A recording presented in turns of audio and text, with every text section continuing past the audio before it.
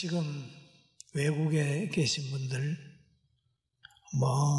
설교 들었을 줄 압니다. 그곳에서도 건강하시길 바라고 또 오늘 설교를 통해서 위기를 기회로 만들게 되기를 주의 이름으로 축원합니다. 다 잘 오셨습니다. 하나님께서 모든 사람들에게 동일하게 1년이라고 하는 날짜를 주셨습니다. 똑같이 하루는 24시간, 1년 365일 똑같이 받았습니다. 그런데 어떤 사람은 한 달이 지나고 하루가 지나고 1년이 지나면 나는 한 것 없네 그러면서 후회하는 사람이 있는가 하면 그래 보람되게 보냈다라고 하는 사람도 있습니다. 그리고 하나님이 창조한 모든 것들은 계속 도전을 받으면서 변화하면서 살아갑니다. 사람도 그렇고 짐승도 그렇고 자연도 그래요. 계속 변하는 거예요. 그리고 좋은 환경을 맞이하는데 그 좋은 환경도 영원하지 않다는 얘기죠. 에덴 동산이 얼마나 아름답습니까? 그런데 그 에덴 동산에서도 뱀이 들어와서 아담과 하와를 유혹하잖아요.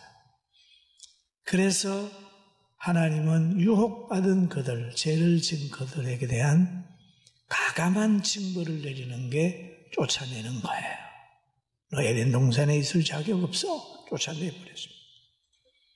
하나님은 죄를 용납하지 않는다. 그렇게 그럼 하나님께서는 쫓아냈지만은 그들을 회복시켜 주려고 예수 그리스도를 이 땅에 보내가지고 큰 십자가상에서 인간이 가장 필요한 구원의 은혜를 사람들에게 입혀주었어요.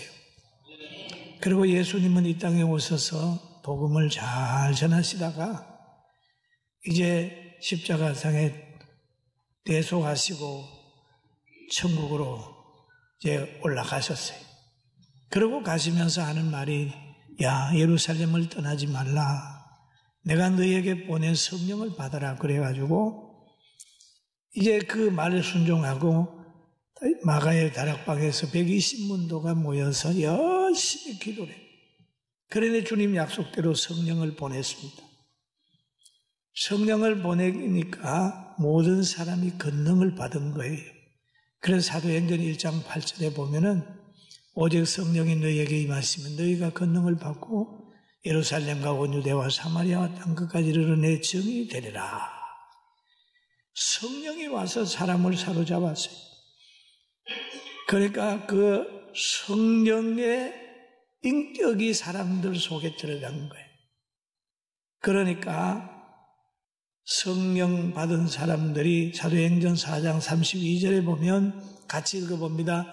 믿는 무리가 한 마음과 한 뜻이 되어 서로 물건을 통용하고 자기 재물을 조금이라도 자기 것이라 하는 이가 하나도 없더라. 성령을 받고 나니까 물질을 초월하고 환경을 초월하고 그렇게 되는 거예요. 한 마음이 됐다라는 말을 합니다. 이 한 마음은 예수님의 마음인데 성령에 감동된 마음이고 남을 나보다 낫게 여기는 마음, 하나님께는 순종하는 마음, 사람에게는 사랑하는 마음이 있어요. 그런데 여기에 보니까 가난한 자가 없으니라고 얘기를 합니다. 가난한 자가 없으니 있는 자가 골고루 나눔으로 인하여 그 초대교회는 가난한 사람이 없었다는 거예요.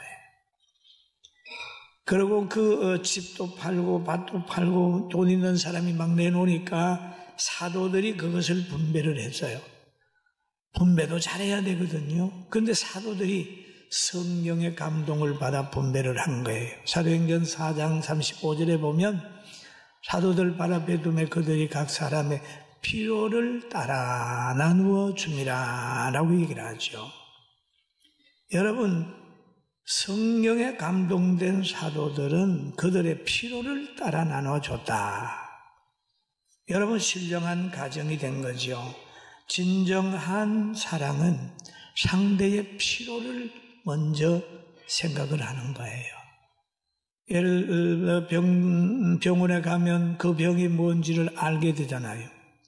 알아야 치료를 하죠. 저 사람의 필요가 뭔지를 연구하지 않고 그냥 막 나누어 주는 것은 낭비지 복지가 아니다. 그렇게 봐요. 필요에 따라. 그러면 진정한 필요를 점검해야 된다. 필요를 점검해야 된다.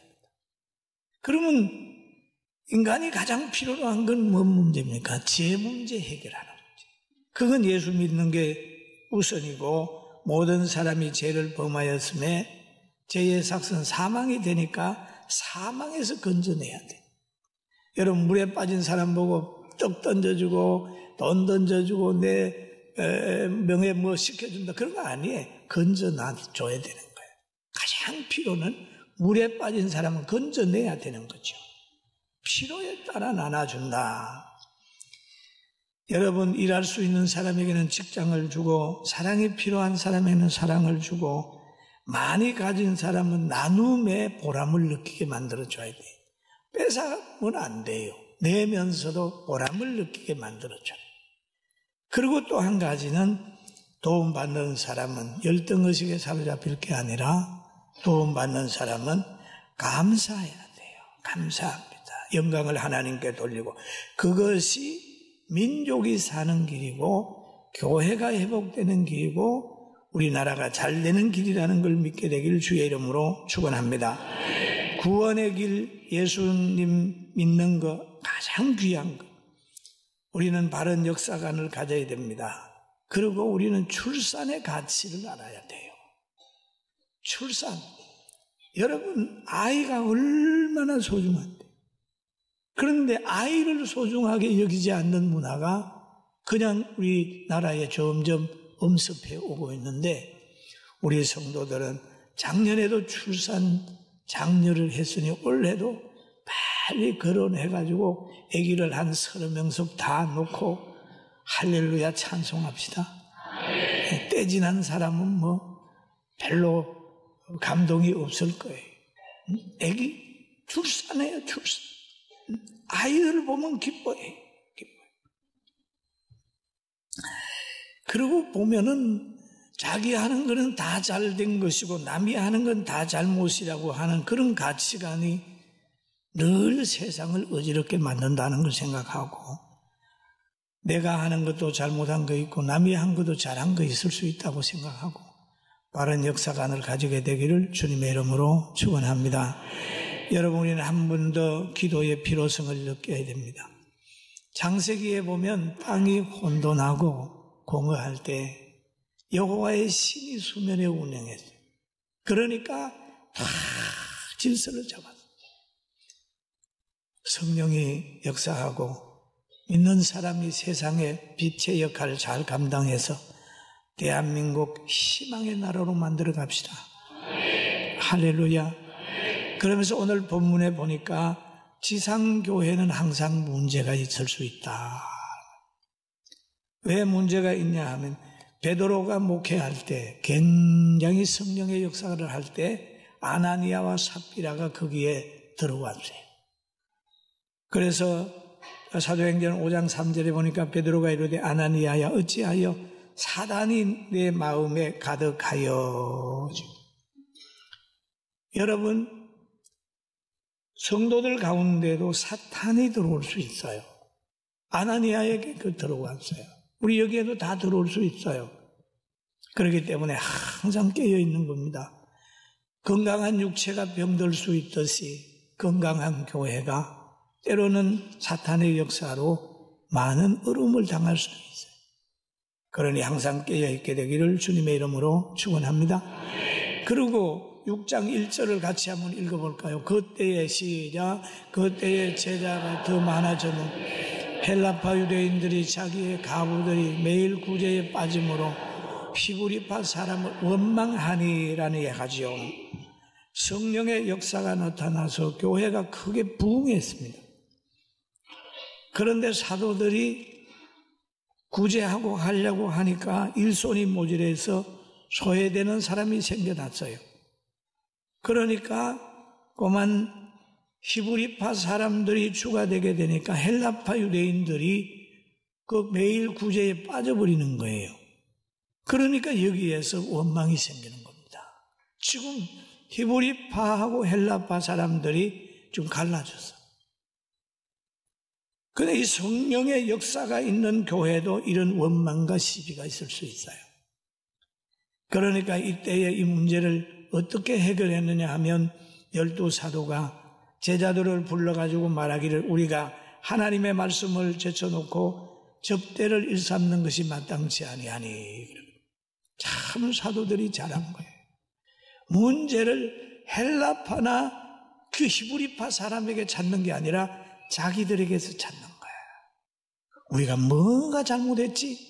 그러면서 그들은 자기들의 사명을 다시 한번 기억하는 거예요. 우리가 마땅치 않은 일을 했구나. 하나님의 말씀에 전무해야 돼, 열심을 내야 되는데 그거보다는 자꾸 나눠주는 그 일에 힘을 많이 썼구나. 이렇게 하면서 그 문제를 자기들에게 돌리는 거예요. 교회나 교계가 문제가 있을 때 지도자들은 한자리에 모여서 자신의 문제를 찾아야 됩니다. 교회는 당회까지 가정에도 가족들이 자녀에게 문제를 찾는 게 아니라 부모에게서 문제를 자기가 찾는 거예요. 그러면서 여기 보니까 우리가 하나님의 말씀을 제쳐놓고 그런 말이에요. 자기들이 하나님의 말씀을 제쳐놨다는 얘기죠. 그러면 안 되잖아요. 자기들의 문제를 찾는 거예요. 할렐루야. 제쳐놓고 접대를 일삼는 것이 마땅치 아니하다. 사도들은 자기 사명이 무엇인지를 깨닫는 거예요. 원망하고 시비가 있는 이 일을 통해서 자신들이 해야 될 일을 깨닫는 거예요. 그때에 바로 교회 중에서 성령이 충만한 사람을 뽑아라. 성령과 지혜가 충만한 집사들을 세우라. 그러면서 7 집사를 세우는 거예요. 그래서 그들에게는 자신들이 하는 구제하는 길, 접대하는 일을 그들에게 맡기고 자기들은 오직 열심히 기도하면서 말씀을 전했다 하는 내용이 오늘 본문의 내용인데, 여러분, 이런 위기가, 문제가 더 단단해지는 조직을 갖추게 되고 일꾼이 세워지는 역사가 있기를 주의 이름으로 축원합니다. 그래서 집사들을 세우는데 형제들아 너희 가운데 성령과 지혜가 충만하고 하여 칭찬받는 7을 택하라. 우리가 이 일을 그에게 맡기고 우리는 오로지 기도하는 일과 말씀 사역에 힘쓰리라. 너희 가운데 이 양육받은 성도 가운데 성령이 충만한 사람을 얘기를 합니다. 성령이 충만하다는 얘기는 사랑에 지배받고 있는 사람, 성령의 열매에 지배받고 있는 사람. 성령의 열매는 사랑과 희락과 화평과 오래 참음과 자비와 양성과 중성과 온유와 절제니 이 사상을 가지고 있는 사람들, 이 사람들이 일꾼으로 세워졌어요. 그리고 지혜가 충만하게 되면 하나님을 알게 되고 하나님을 알아야 자신을 아는 거예요. 자신을 알아야 남을 바로 볼 수 있는 그런 지혜가 생긴다는 걸 믿게 되길 주의 이름으로 축원합니다. 그리고 또 보면은 이 사람들을 세우는데 하나님과의 관계가 회복된 사람을 세우는 거예요. 성령은 누구에게 임합니까?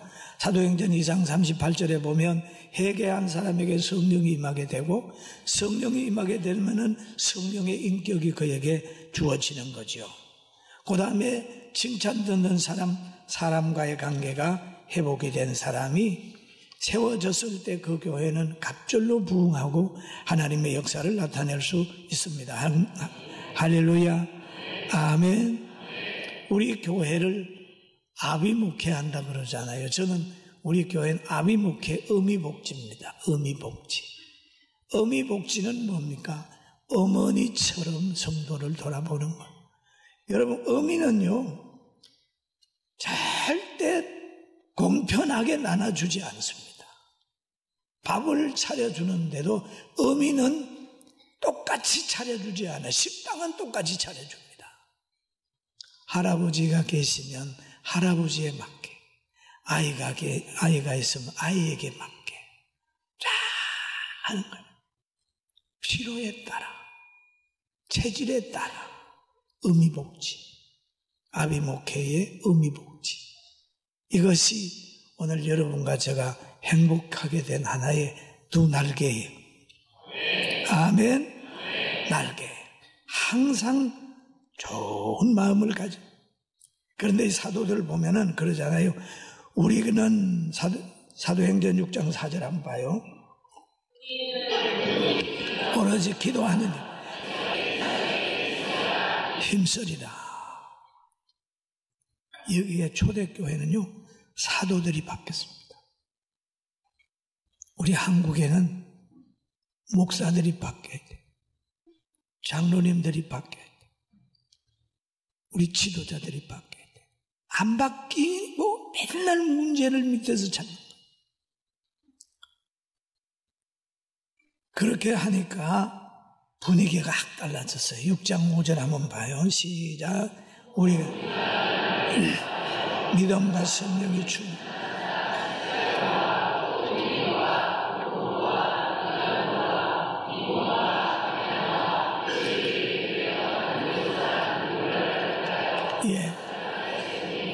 여러 사람이 지금 썼는데 성도들 중에 선택하고 사도들이 말하니까 기뻐했어요.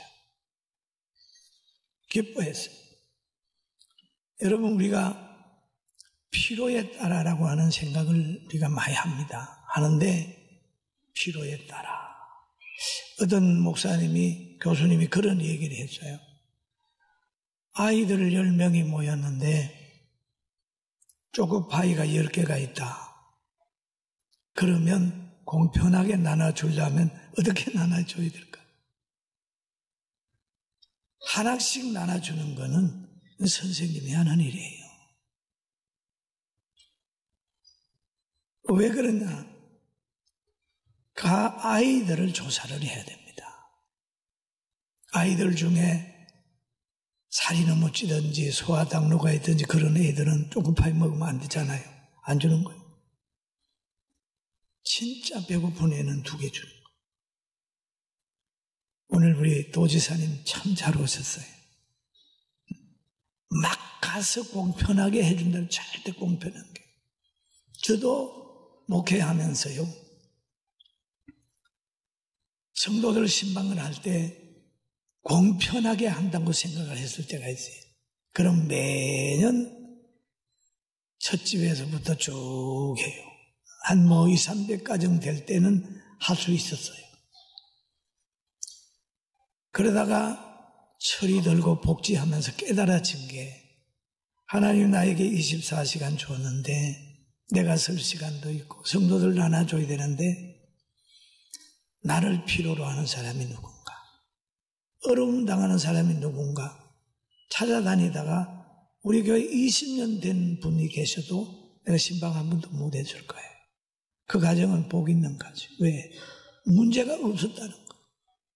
2년 3년 됐는데 내가 그 집에 가고 전화를 몇십 통 한 가정도 있어요. 그거 왜냐? 우리에게 있는 필요를 따라, 시간도 필요를 따라, 물질도 필요를 따라, 일할 사람에게는 일거리를 주고 장애우들이나 어른들에게는 기쁨을 갖다 주고 뭔가 혜택을 주고, 이런 마음이 된다면 성경이 말하는 행복한 나라가 되는 거예요. 할렐루야. 정말 좀 살펴. 공평하게 한다. 공평하게 한다. 여러분, 장애를 가진 사람하고 성한 사람하고 띵뛰기를 시키면서 나는 공평하게 한다. 그게 어디 공평한 겁니까? 깊은 생각을 해야 되는 거. 집사를 세운 후에 건강한 교회가 되는데 6장 7절을 한번 읽어봐요. 시작. 점점 왕성하여 예루살렘에 있는 죄자의 수 더 심히 많아지고 많아졌다. 집사님들이 세워지니까 힘이 세. 저희 복지하는 건요, 내가 하는 거 아니에요. 여러분이 다 협조를 하고 우리 복지사들 얼마나 충성되는지 하죠. 그러니까 으쌰으쌰 하는 거죠. 생각해 보세요. 어려움 가운데도 그냥 막 지역에 우리 시니어 같은 데는 1200명 일자리를 노인들에게 주고 잘 케어하잖아요. 여러분, 건강한 집사, 건강한 장로, 건강한 권사, 여러분들로 인하여 우리 교회가 균형 잡히고 성장한다는 사실 믿고 하나님께 영광을 돌리길 주의 이름으로 축원합니다. 이 제사장들도 막 굴복을 했어요.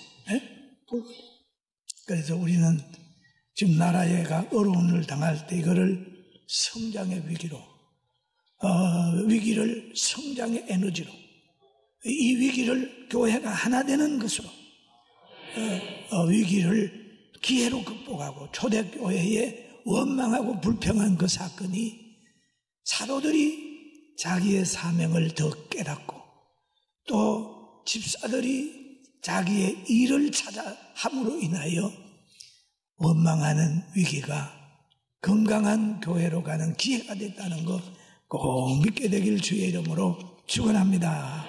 할렐루야.